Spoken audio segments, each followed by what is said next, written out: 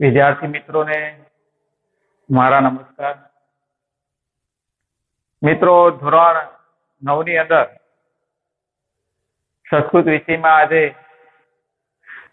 સરસ મજાના સંસ્કૃત ભાષાની અંદર ઉખાણાઓ એ આપણે આ કાવ્યની અંદર શીખશું. એકદમ મનોરંજનની સાથે સાથે કંઈક જીવન ઉપયોગી ગુણોની પ્રાપ્તિ થાય અને બાળકની અંદર એક સારા ચરિત્રનું નિર્માણ થાય એવા મુક્તકોની વાત આપણે કરશું મિત્રો.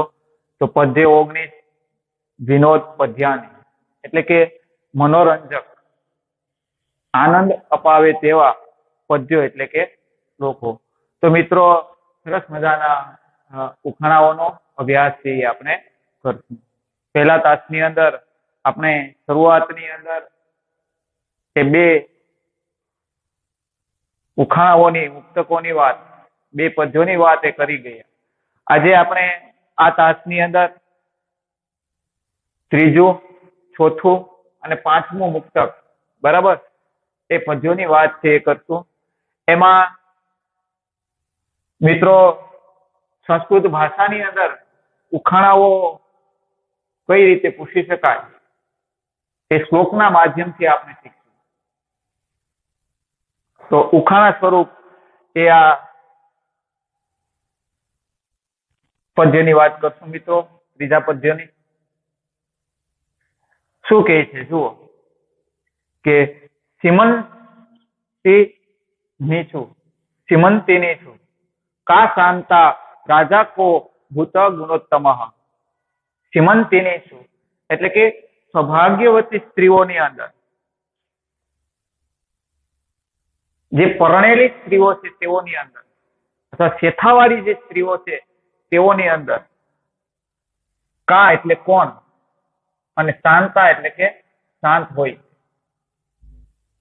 અડધી પંક્તિનો અનુવાદ આ પ્રમાણે થશે મિત્રો કે સૌભાગ્યવતી સ્ત્રીઓમાં કોણ શાંત હોય છે. મિત્રો, કાથી પ્રશ્ન પૂછવામાં આવ્યો, કઈ સ્ત્રી શાંત હોય છે, બરાબર? એટલે શાંત હોય છે પછી જયારે અનુવાદ કરીએ ત્યારે પ્રશ્નાર્થ ચિહ્નની નિશાની મૂકવી પડે. એટલે અહીંયા એક પ્રશ્ન પૂછવામાં આવ્યો છે કે સૌભાગ્યવતી સ્ત્રીઓની અંદર કોણ શાંત હોય છે. એથી આગળ વાત કરીએ. કો ભૂત એ પદનો વિગ્રહ કરવામાં આવે, શુદ્ધિ સૂચિ પાડવામાં આવે તો કહ અને અભૂત. કહ એટલે કોણ અને અભૂત એટલે થઈ ગયો, બરાબર? તો ગુણોત્તમ, ગુણોમાં ઉત્તમ, ગુણોમાં ઉત્તમ. મિત્રો, આપણે વિભક્તિનો અભ્યાસ કરી ગયા, બરાબર? ગુજરાતી ભાષામાં એક ખ્યાલ આવે, ગુણોમાં ઉત્તમ. માં લાગેલું હોય એટલે ખ્યાલ આવી જાય કે સપ્તમી તત્પુરુષ સમાસનું એ પદ છે. ગુણેશુ ઉત્તમ એ સપ્તમી તત્પુરુષ નું એ પદ છે મિત્રો. એટલે ગુણોમાં ઉત્તમ રાજા કહ, રાજા કોણ, અભૂત એટલે થઈ ગયો. ગુણોની અંદર ઉત્તમ રાજા ભૂતકાળની અંદર, આપણા ઇતિહાસની અંદર કોણ થઈ ગયો, એવો એક બીજો પ્રશ્ન એમાંથી ફલિત થાય છે મિત્રો. એટલે ઉપરની પંક્તિની અંદર બે પ્રશ્નો પૂછવામાં આવ્યા છે કે સૌભાગ્યવતી સ્ત્રીઓમાં શાંત કોણ હોય છે, પ્રશ્નાર્થ ચિહ્નની નિશાની. ગુણોમાં ઉત્તમ રાજા કોણ થઈ ગયો, નીચેની પંક્તિમાં આવી જાય. વિદ્વદ્ભિઃ એટલે કે વિદ્વાનો વડે, પંડિતો વડે, સદા એટલે કે હંમેશા, વિદ્વાનો વડે હંમેશા, કા એટલે કે કોણ, વંદ્યા એટલે કે વંદનીય હોય છે, વંદન કરવાને યોગ્ય હોય છે, વંદન કરવાને લાયક હોય છે, જેને આપણે વંદનીય કહીએ, બરાબર? તો વિદ્વાનો વડે હંમેશા કોણ વંદનીય હોય છે, એ ત્રીજો પ્રશ્ન એમાંથી ફલિત થાય છે મિત્રો. શાસ્ત્રૈવોક્તમ ન બુધ્યતે. શાસ્ત્રૈવોક્તમ માંથી ત્રણ પદ અલગ પડે છે મિત્રો. સ વત્તા અત્ર વત્તા એવ વત્તા ઉક્તમ. આમ જોઈએ તો ચાર પદ. સ ને અલગ ગણીએ તો સ એટલે અને, સ અત્ર એવ ઉક્તમ. અત્ર એટલે અહીંયા, એવ એટલે જ, અને ઉક્તમ એટલે કહેવાયું. અહીંયા જે કહેવાયું છે તે ન બુધ્યતે. બુધ્યતે એટલે જાણકારી હોવી, અને ન બુધ્યતે એટલે જાણકારી ન હોવી, જણાતું નથી. અહીંયા જે આ શ્લોકની અંદર જે 3 પ્રશ્નો પૂછવામાં આવ્યા છે તે કઈ જણાતું નથી. બરાબર, પ્રશ્નો મળ્યા છે આપણને, પણ એના જવાબો જણાતા નથી. એટલે આને 5મા ક્રમમાં લેશું, અને 6થા ક્રમમાં લેશું. આ બંનેને સાથે લઈ લઈશું. અહીંયા મિત્રો નીચેની પંક્તિનું ફરી પાછું અનુવાદ જોઈએ. વિદ્વદ્ભિઃ સદા, વિદ્વાનો વડે હંમેશા, કા વંદ્યા, કોણ વંદનીય હોય છે, પ્રશ્નાર્થ ચિહ્નની નિશાની. અને અત્ર એવ ઉક્તમ. અત્ર એટલે અહીંયા, એવ એટલે જ, અને ઉક્તમ એટલે કહેવાયું. અહીંયા જ જે કહેવાયું છે તે ન બુધ્યતે, તે જણાતું નથી, જાણવામાં આવતું નથી. મિત્રો તો કઈ રીતે જાણવામાં આવશે એની વાત કરીએ, કે આ જે ઉપર 3 પ્રશ્નો આપણને આપ્યા છે, બરાબર, એના જવાબ પણ એમાં જ છે. કઈ રીતે એના જવાબ મળશે? તો કે દરેક પ્રશ્નના જવાબ એ પોતાના પ્રશ્નમાંથી જ મળશે. દાખલા તરીકે પહેલો પ્રશ્ન છે, પહેલી અડધી પંક્તિની અંદર જે પૂછવામાં આવ્યો છે તેના પહેલા પદનો પહેલો વર્ણ લઈ લેવાનો, બરાબર, અને એ પહેલી પંક્તિનો છેલ્લું પદ એટલે અહીંયા થશે. બરાબર, આ પહેલી પંક્તિ, બરાબર, શરૂઆતની અડધી પંક્તિ, ત્યાર પછીની અડધી પંક્તિ, નીચેની અડધી પંક્તિ, ત્યાર પછી અડધી પંક્તિ, 4 પંક્તિઓનું આ પદ જે બનેલું છે. બરાબર, તો શરૂઆતની પહેલી પંક્તિની અંદર જે પ્રશ્ન પૂછવામાં આવ્યો છે એ પહેલી પંક્તિનો પહેલો અક્ષર, પહેલો વર્ણ, અને પહેલી પંક્તિનો છેલ્લો વર્ણ લઈ લેવાનો, એટલે એનો જવાબ મળી જાય. તો તમારે એ જણાતું નથી એ બાબત જણાઈ જશે. કઈ રીતે? કે સીમંતિનીષુ શાંતા કા, સૌભાગ્યવતી સ્ત્રીઓમાં શાંત કોણ? તો એનો જવાબ મળશે સીતા. બરાબર, એવી જ રીતે બીજા પ્રશ્નની અંદર પણ હવે તમને પણ ખ્યાલ આવી જશે. તમે એ નિહાળશો એટલે ખ્યાલ આવશે કે ગુણોત્તમ રાજા કહ અભૂત. ગુણમાં ઉત્તમ રાજા કોણ થઈ ગયો? એમાં પણ આ જ રીતે કે પહેલા પદનો પહેલો વર્ણ અને પંક્તિના છેલ્લા પદનો છેલ્લો વર્ણ, એટલે કે રામ. ગુણમાં ઉત્તમ રાજા કોણ થઈ ગયો? રામ. બરાબર, એટલે એને પરમ પુરુષોત્તમ કહેવાય, પૂર્ણ પુરુષોત્તમ કહેવામાં આવે. ગુણોમાં ઉત્તમ રાજા કોણ થઈ ગયો? એનો જવાબ મળશે રામ, એટલે કે રામ. ત્યાર પછી ત્રીજા પ્રશ્નનો પણ એ જ પ્રમાણે જવાબ મળશે કે વિદ્વદ્ભિઃ સદા કા વંદ્યા. વિદ્વાનો વડે હંમેશા કોણ વંદનીય હોય છે? એમાં પણ પહેલા પદનો પહેલો વર્ણ અને ત્યાર પછી એ ત્રીજી પંક્તિનો છેલ્લો વર્ણ. બરાબર, એટલે શું બનશે? વિદ્યા.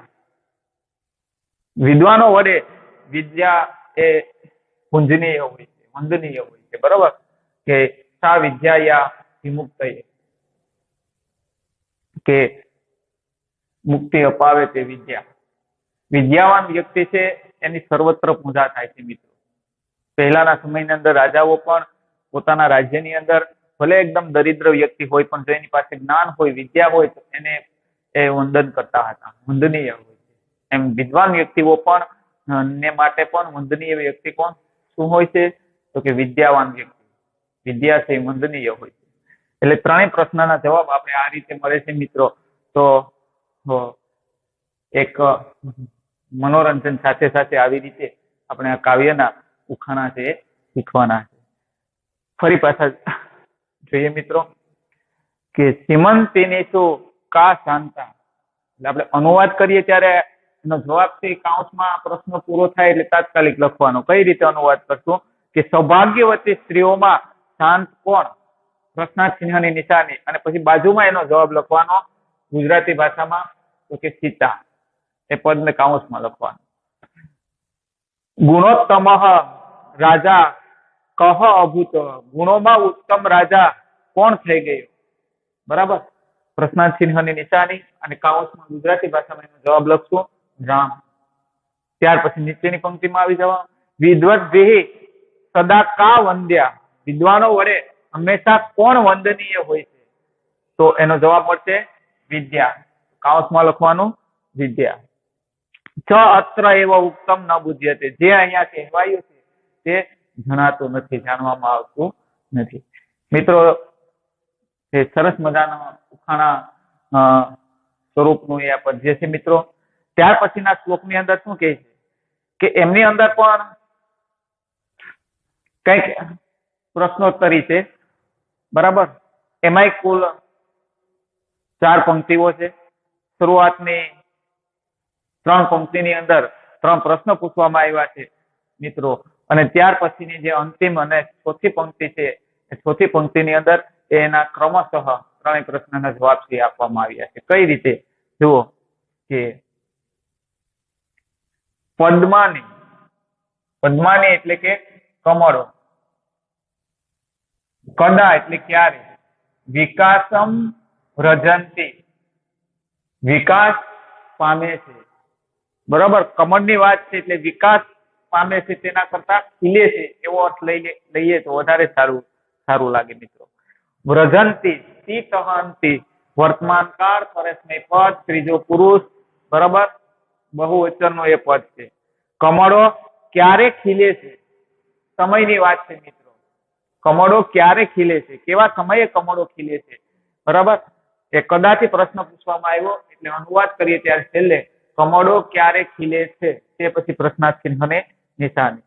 આગળ શું પ્રશ્ન કહ્યો કે ભર્તરી ગતે એટલે કે પતિના ગયા પછી એટલે કે મૃત્યુ પામ્યા પછી, પ્રિયા એટલે કે પ્રિયતમા અથવા પત્ની, કિમ કરોતિ, કિમ એટલે શું અને કરોતિ એટલે કરે છે. કોઈ સૌભાગ્યવતી સ્ત્રી હોય અને કોઈ કારણોસર ભગવાન કરે ન થાય એવું, બરાબર, પણ કોઈ આકસ્મિક કારણોસર એ પતિ મૃત્યુ પામે તો એમની પ્રિયતમા એટલે કે પત્ની એ શું કરે છે એવો બીજો પ્રશ્ન છે એ અહીંયા આ ઉખાણાની અંદર પૂછવામાં આવ્યો. ત્યાર પછી નીચેના પદ્યની અંદર આવી જાવ. ચ અને રાત્રવ એટલે રાત્રિના સમયે, નિત્યમ હંમેશા, કાયમ, વિરહાતુરા કા, બરાબર. રાત્રિના સમયે હંમેશા વિરહ થી આતુર, વિરહી જેને કહેવામાં આવે, કા એટલે કે કોણ હોય છે, વિરહમાં કોણ હોય છે, રાત્રિના સમયે હંમેશાને માટે વિરહમાં કોણ હોય છે, એ ત્રીજો પ્રશ્ન છે એ પૂછવામાં આવ્યો મિત્રો. અહીંયા વિરહાતુરા, વિરહેણ આતુરા, વિરહ થી આતુર, વિરહના કારણે એ આતુર હોય એટલે કે જેની રાહ જુએ. એક પક્ષીની વાત છે, બરાબર, કે પક્ષી એની પ્રિયતમા જ્યાં સુધી એનો પ્રિયતમ ન આવે ત્યાં સુધીના વિરહની અંદર એ સુવે ની રાત્રિના સમયે, એની વિરહ પૂર્વક એની રાહ જુએ, એને વિરહી કહેવાય છે. વ્યક્તિ હોય, પક્ષી હોય, જે હોય છે, બરાબર. એટલે તૃતીયા તત્પુરુષ સમાસનું એ પદ થયું એમ કહેવાય. એટલે ત્રીજો પ્રશ્ન થયો અને રાત્રૌ નિત્યમ વિરહાતુરા કા, રાત્રિના સમયે હંમેશા વિરહી કોણ હોય છે, પ્રશ્નાર્થ ચિહ્નની નિશાની, બરાબર. આ 3 પ્રશ્ન પૂછવામાં આવ્યા છે મિત્રો, અને આ છેલ્લી અને ચોથી પંક્તિની અંદર ક્રમશઃ 3 પદની અંદર એના જવાબ આપવામાં આવ્યા છે. એમાં પેલો પદ છે એટલે સૂર્યોદયે, સૂર્યસ્ય ઉદયે, સૂર્યના ઉદય થવાના સમયે, સૂર્યોદય જેને કહેવામાં આવે, સૂર્ય ઉગવાના સમયે. ષષ્ઠી તત્પુરુષ સમાસનું એ પદ છે મિત્રો, સૂર્યસ્ય ઉદય, સૂર્યના ઉદય થવાના સમયે. તો અહીંયા આ પેલું પદ છે એ ઉપરની પેલી પંક્તિના પ્રશ્નનો જવાબ છે. કઈ રીતે કે કમળો ક્યારે ખીલે છે, તો એનો જવાબ મળે છે સૂર્યોદયે એટલે કે સૂર્યના ઉદય થવાના સમયે, સૂર્ય ઉગવાના સમયે. ત્યાર પછી મિત્રો બીજું પદ છે ચોથી પંક્તિનું, એ ઉપરની બીજા પ્રશ્નનો જવાબ મળશે એમાં. કઈ રીતે કે ભર્તરી ગતે, પ્રિયતમાના ગયા પછી અથવા પતિના ગયા પછી, પ્રિયા કિમ કરોતિ, પ્રિયતમા અથવા પતિ શું કરે છે, તો એનો જવાબ મળશે રુદિતિ, રુદિતિ એટલે કે રડે છે, બરાબર. આમાંય કોઈ પણ વ્યક્તિનું મહત્વ તેની ગેરહાજરીમાં સમજાતું હોય છે મિત્રો. બરાબર? એટલે પોતાનો પતિ મૃત્યુ પામે ત્યારે એમની પત્ની છે એ શું કરે છે? રોદીતી એટલે કે રડે છે. એ બીજા પ્રશ્નનો જવાબ થયો. ત્યાર પછી મિત્રો નીચેની જે ત્રીજી પંક્તિ છે એ ત્રીજા પ્રશ્નનો જવાબ ચોથી પંક્તિનું છેલ્લું પદ, ત્રીજું પદ શું કહે છે કે અને રાત્રૌ નિત્યમ વિરહાતુરાકા, રાત્રિના સમયે હંમેશા વિરહ થી આતુર તથા વિરહી કોણ હોય છે? તો એનો જવાબ મળશે ચક્રવાકી. ચક્રવાક એ પક્ષી છે મિત્રો. તો એ ચક્રવાકી છે. ચક્રવાની પત્ની જે છે, બરાબર, નર પક્ષી અને માદા પક્ષી. એ માદા પક્ષીની વાત છે મિત્રો, કે પોતાના પતિની વિરહની અંદર એ રાત્રિના સમયે એના વિરહમાં એ જ્યાં સુધી ન આવે ત્યાં સુધી એ સૂતી નથી. બરાબર? એટલે ચક્રવાકી એનો જવાબ મળશે. તો આમ મિત્રો ચોથા મુક્તકની અંદર 3 પ્રશ્નો પૂછવામાં આવ્યા છે 3 પંક્તિની અંદર, અને અંતિમ અને છેલ્લી પંક્તિની અંદર ક્રમશઃ 3 પદની અંદર એનો જવાબ આપવામાં આવ્યો. ફરી પાછું એનું પુનરાવર્તન કરીએ મિત્રો એક વખત, કે પદ્માની કદા કમળો ક્યારે વિકાસમ વ્રજંતી, ખીલે છે. ભર્તરી ગતે પતિના ગયા પછી પ્રિયા કિમ કરોતી, પ્રિયતમા કૌંસમાં લખવું હોય તો લખી શકાય પત્ની કૌંસ પૂરો શું કરે છે, પ્રશ્નાર્થ ચિહ્નની નિશાની. અને રાત્રૌ નિત્યમ, રાત્રિના સમયે હંમેશા વિરહાતુરાકા, વિરહી કોણ હોય છે? બરાબર? પ્રશ્નાર્થ ચિહ્નની નિશાની. તો એનો જવાબ મળશે ચક્રવાકી. સૂર્યોદયે રોદિતી અને ચક્રવાકી. સૂર્યના ઉદય થવા, સૂર્યનો ઉદય થવો, રડવું અને ચક્રવાકી. મિત્રો હવે ત્યાર પછીની અંદર એ 5મા એ પદ્યની અંદર ઉખાણા સ્વરૂપ એ પદ્યની વાત કરીએ તો શું કહે છે કે મિત્રો એક વ્યક્તિ, એક માણસ, એનું નામ નંદન છે. બરાબર? એ નામ ની વાત કરે, શું કહે છે કે આદવ નકારઃ, આદવ એટલે શરૂઆતમાં, નકારઃ એટલે કે નકાર. મિત્રો 3 અક્ષરનું એનું નામ બનેલું છે. કેટલા? 3 અક્ષર. એમાં શરૂઆતની અંદર નકાર. શરૂઆતનો વર્ણ કયો છે? નકાર. એટલે આદવ નકારઃ, શરૂઆતમાં નકાર.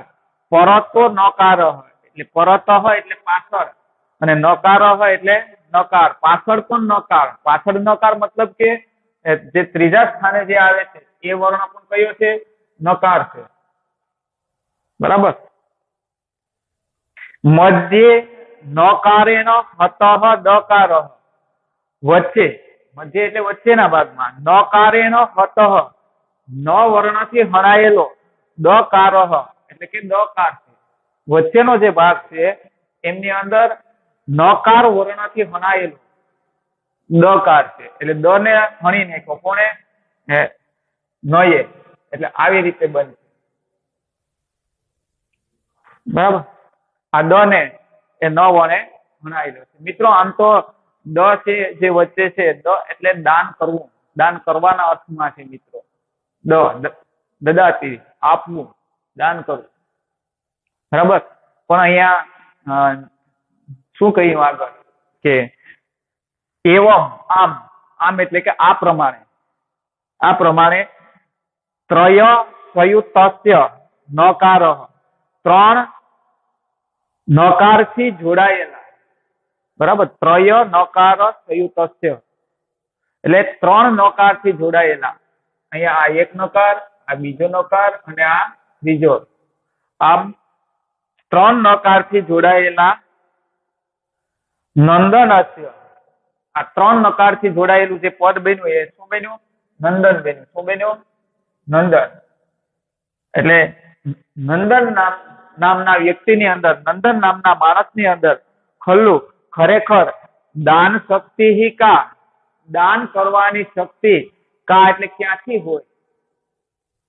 એવો એક પ્રશ્ન છે પૂછવામાં આવ્યો છે. આમ તો દ એટલે દાન કરવું, આપવું થાય, પણ મિત્રો એ દ છે એ 3 નકાર વડે એ જોડાયેલો છે, બરાબર, અને ન વર્ણથી તે હણાયેલો છે. હવે એ દ વર્ણની અંદર દાન કરવાની શક્તિ ક્યાંથી હોય? એમ નંદન નામનો જે વ્યક્તિ છે, માણસ છે, એમની અંદર 3 ન વડે જોડાયેલા એ દ માં દાન કરવાની શક્તિ ક્યાં હોય? આવું એક રહસ્ય પણ એ અહીંયા સંસ્કૃત સુભાષિતોની અંદર જોવા મળે છે. તો તેવી કંઈક વાત કરે છે મિત્રો. શું કહે છે? ફરી પાછા જોઈએ કે આદવ નકાર, શરૂઆતમાં નકાર અથવા ન વર્ણ એમ પણ લખી શકાય. પરતઃ નકાર અને પાછળ નકાર અથવા ન વર્ણ. મધ્યે નકારેણ હતઃ દકાર, વચ્ચે નકારથી હણાયેલો દકાર. એવમ આમ નકાર ત્રય નકાર, 3 નકાર વડે સંયુક્તસ્ય જોડાયેલો નંદનસ્ય, નંદન કાઉન્સમાં લખું તો લખી શકાય નામના માણસમાં ખલું ખરેખર દાન શક્તિ કા, દાન કરવાની શક્તિ, બરાબર, દાનસ્ય શક્તિ ષષ્ઠી તત્પુરુષ સમાસનું એ પદ છે મિત્રો. દાન કરવાની શક્તિ કા ક્યાંથી હોય? પ્રશ્નાર્થ ચિહ્નની નિશાની. આમ તો દ નો અર્થ આપવું કે દાન કરવો થાય, પણ આવા 3 ન વડે એ જોડાયેલો છે, ન વડે તે ભેદાયેલો છે, બરાબર, એમની અંદર પછી દાન કરવાની શક્તિ ક્યાંથી હોય? એવું રહસ્ય એ આ મુક્તકની અંદર, ઉખાણાની અંદર બતાવવામાં આવ્યું. મિત્રો હવે પેલા ત્રીજા પદ્યથી હું અનુવાદ બોલીશ, તમારે એનું સંસ્કૃત પદ જોવાનું. સૌભાગ્યવતી સ્ત્રીઓમાં શાંત કોણ હોય છે? સીતા. ગુણોમાં ઉત્તમ રાજા કોણ થઈ ગયા? રામ. વિદ્વાનો વડે હંમેશા કોણ વંદનીય હોય છે? વિદ્યા. અને અહીંયા જે કહેવાયું છે તે જણાતું નથી અથવા જાણવામાં આવતું નથી. કમળો ક્યારે વિકાસ પામે છે, વૃદ્ધિ પામે છે અથવા તો ખીલે છે, એવો અર્થ લેશું. કમળો ક્યારે ખીલે છે? સૂર્યોદય વખતે. પતિના ગયા પછી પ્રિયતમા શું કરે છે? રોદીથી રડે છે. અને રાત્રે હંમેશા કોણ વિરહી હોય છે? તો કે ચક્રવાત. ત્યાર પછી મિત્રો 5મા સુભાષિતનું પુનરાવર્તન કરીએ કે શરૂઆતમાં નકાર, પાછળ નકાર, વચ્ચે નકારથી હણાયેલો દકાર. ઉપર આપણે જોયું તે પ્રમાણે. આમ 3 નકારથી જોડાયેલો નંદન, કાઉન્સમાં લખવાનું નામનો માણસ, કાઉન્સ પૂરો, માણસમાં ખરેખર દાન કરવાની શક્તિ ક્યાંથી હોય? તો મિત્રો આમ સરસ મજાના બાળકોને કંટાળો ન આવે અને કંઈક રહસ્ય આ પદ્યોની અંદર કંઈક રહસ્ય સાથે કંઈક શીખવા મળે, બરાબર, ઉખાણા સાથે કંઈક શીખવા મળે તેવી વાતો એ અહીંયા કરવામાં આવી છે મિત્રો. અહીંયા આપણે જે વાતો કરી છે, બરાબર, કે સ્ત્રીઓને માટે પણ કંઈક શીખવા જેવો બોધ મળે છે કે ભાઈ સીતાના પાત્રમાંથી કંઈક શીખવા જેવું છે. રામ છે તો એ ગુણોત્તમ કહેવામાં આવે છે. ગુણોત્તમ એટલા માટે કહેવામાં આવે કે તેમની અંદર ઘણા બધા ગુણો રહેલા હતા. એમનું ચરિત્ર અને એના પાત્રને આપણે જોઈએ તો ખ્યાલ આવે. તો આ બાળકો પણ એ રામના ચરિત્ર ઉપરથી કંઈક ગ્રહણ કરે તે વસ્તુ પણ અહીંયા જાણવા મળે છે, બરાબર. પછી વિદ્વાનો વડે હંમેશા કોણ વંદનીય હોય તો વિદ્યા. તો વિદ્યાનો મહિમા પણ અહીંયા બતાવવામાં આવ્યો છે મિત્રો. મનોરંજનની સાથે સાથે બાળકો વિદ્યાનો મહિમા પણ સમજે, બરોબર. અને એ પછીના પેલાની વાત કરી છે કે ઘણી વખત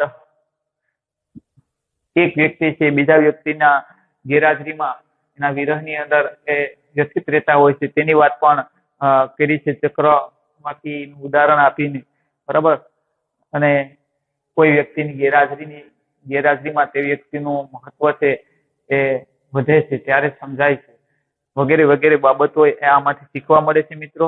અને પાંચમા સુભાષિતની અંદર કે બાળકની અંદર પોતે જે આજીવિકા તરીકે મોટો થઈ અને જે કંઈ કમાતો થાય એમાંથી અમુક ટકા ભાગ ભગવાનનો એટલે કે જે સુપાત્ર વ્યક્તિને દાન કરવો જોઈએ એવી ભાવના નિર્માણ થાય તો તેવા ગુણોનો પણ વિકાસ થાય તે આ મુક્તકોનો મુખ્ય હેતુ છે મિત્રો.